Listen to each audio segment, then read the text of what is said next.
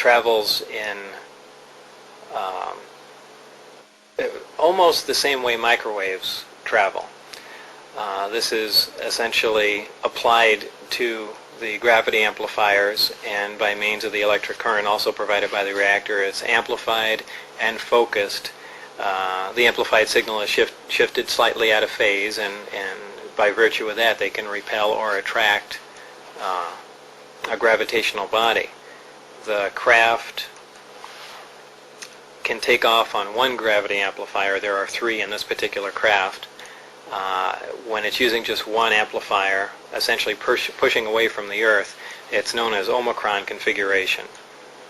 For space travel, the craft will rotate up on its side, face the 3 gravity amplifiers at the target. They'll focus down on a single point some tremendous distance away, and the amplifier and the associated and the associated reactor will be run up to full power, and they essentially pull the fabric of space, distort space and time toward the craft, so they can traverse a tremendous amount of distance in virtually no time at all. They're not traveling in a linear fashion. They're essentially bending space, and space, the fabric of space essentially, and gravity and time are all interlaced.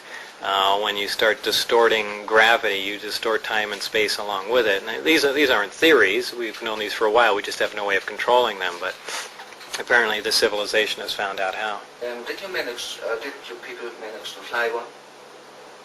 They've done several test flights in it, not out of the atmosphere. These are short, controlled, low-altitude flights. Essentially, they have a prized possession here, so they're not going to risk taking this to a point where they could potentially lose it as at the gravitational pull of the Earth, or going too high. But I witnessed several tests outside the compound, and also one probably about 100 feet away from the craft. How did the craft behave in the flight? Very, very quietly. It lifted off. It made a slight hissing sound, a slight blue glow from the bottom, probably due to the extreme voltage that's present on the craft. After a short time, that disappeared as it rose and just gently glided, and later sat down. It was very uneventful, but almost totally silent. Can you please describe the briefing document?